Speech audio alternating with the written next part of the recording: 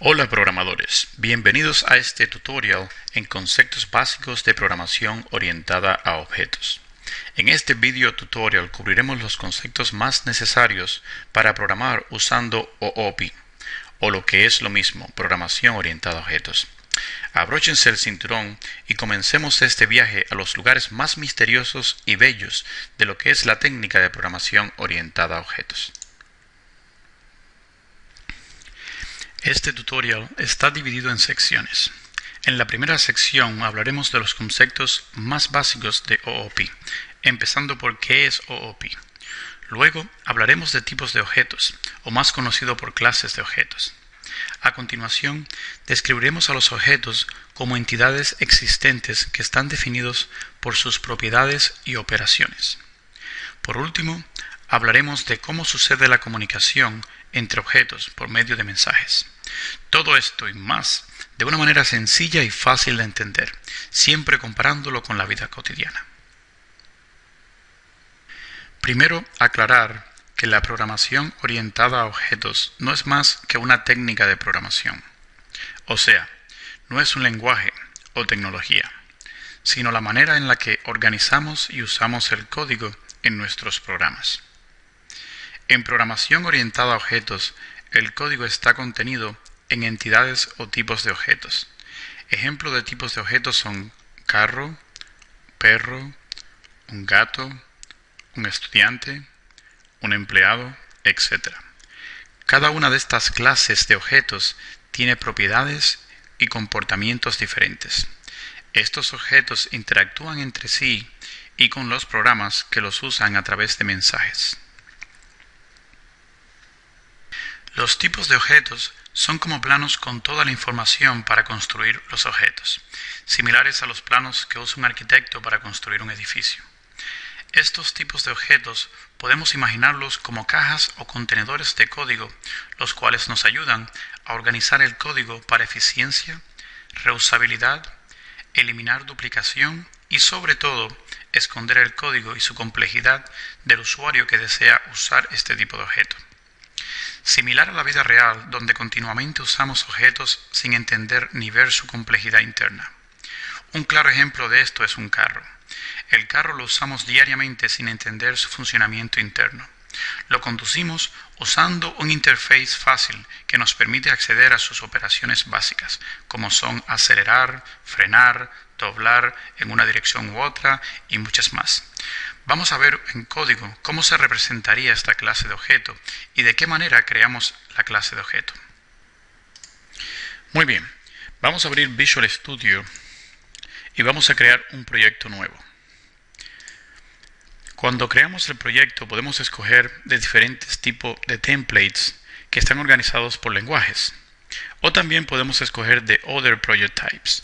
Especialmente me gusta usar el de Visual Studio Solutions Blank Solution, que me permite organizar mis proyectos en folders, representando de esa manera la organización lógica y física de los diferentes proyectos. Vamos a ponerle un nombre a la solución. En este caso la voy a llamar OOP Section 1. Vamos a asegurarnos que vamos a grabar este proyecto en el sitio correcto y luego vamos a hacer clic en OK para que Visual Studio cree el proyecto. Muy bien, ya tenemos el proyecto completamente creado, pero completamente vacío también. Vamos a crear una serie de folders para organizar los diferentes tiers o layers en los que podemos después crear y organizar los proyectos. Por ejemplo, el primero sería el Presentation Tier. El segundo podría ser el Business Tier. Y le ponemos este numerito delante para que Visual Studio los mantenga organizados en este orden específico. Y por último creamos el Data Tier.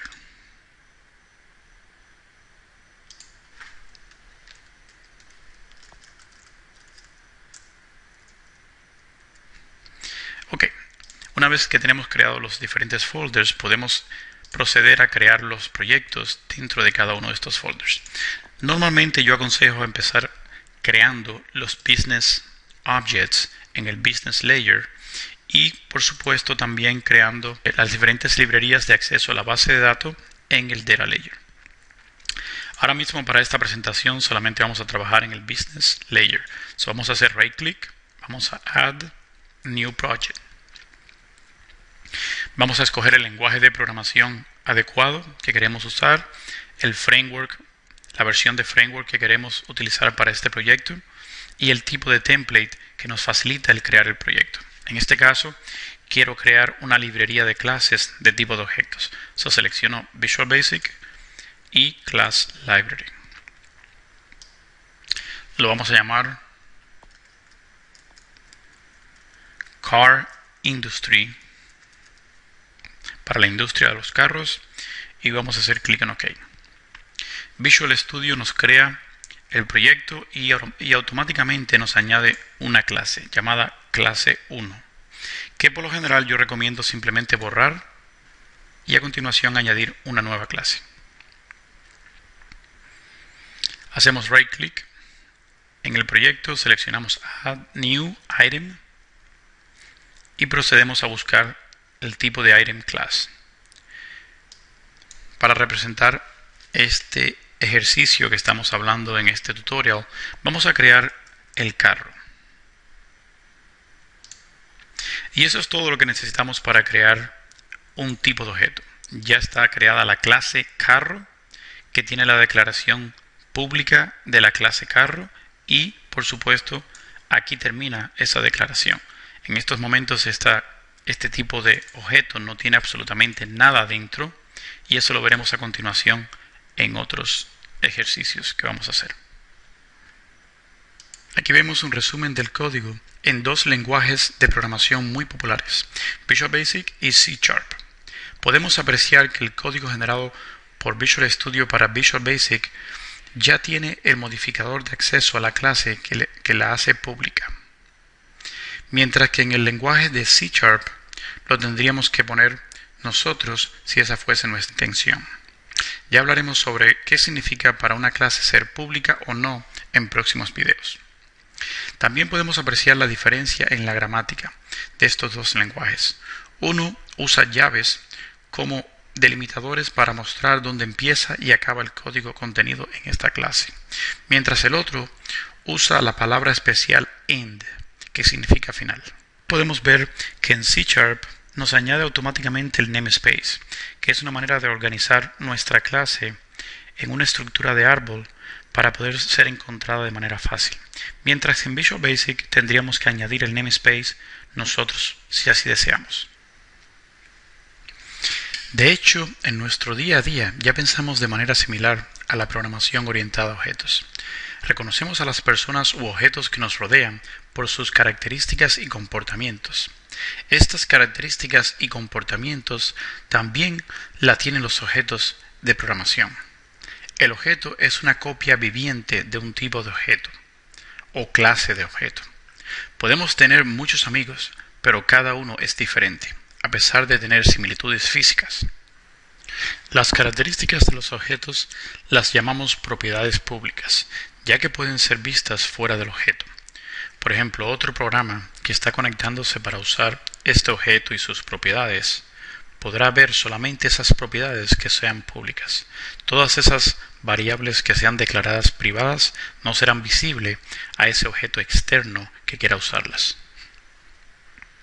Muy bien, vamos a definir tres propiedades públicas para este tipo de objeto car y lo hacemos de esta manera.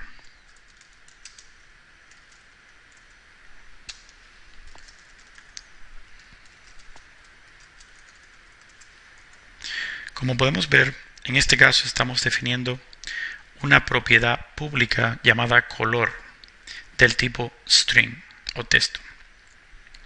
En este caso no vamos a programar ninguna condición que permita o no el acceso a través del get o del set para leer o escribir de esta propiedad. Tampoco vamos a definir la variable privada que está asociada con esta propiedad pública. Visual Studio hará eso automáticamente para nosotros. El segundo caso sí lo vamos a hacer manualmente. Queremos limitar que el carro solamente pueda tener o 3 o 5 números de puertas. De otra manera, sería inválido. Podemos declarar nuestra propiedad pública y después también declarar nuestra variable privada y asociarla con esa propiedad. De esta manera.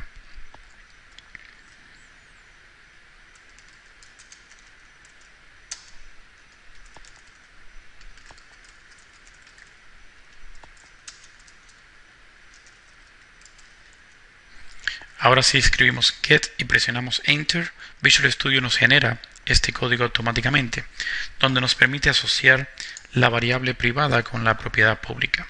Vamos a definir ahora la variable privada.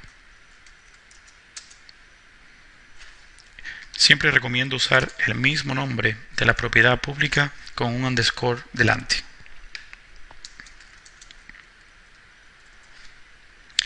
Esta variable privada es la que vamos a asociar con esta propiedad pública.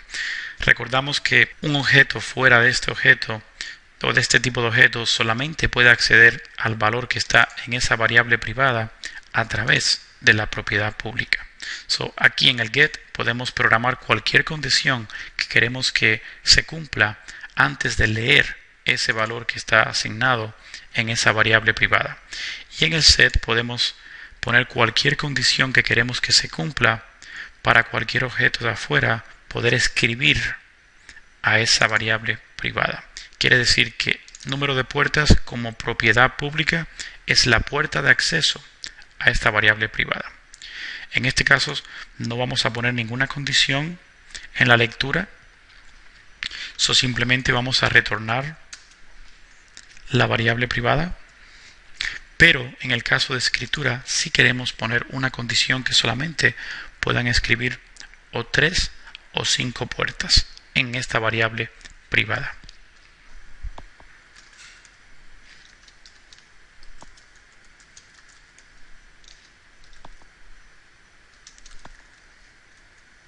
Si esa condición se cumple, entonces vamos a escribir el valor en la variable.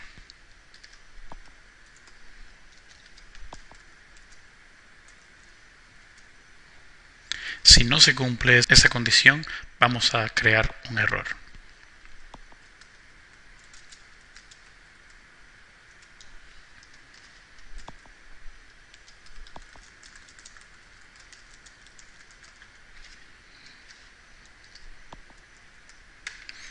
Muy bien, aquí vemos básicamente la propiedad pública, número de puertas que está creado, que va a escribir sus valores a través del set en la variable privada número de puertas, o que podemos acceder también para leer su valor a través del get de esa variable privada.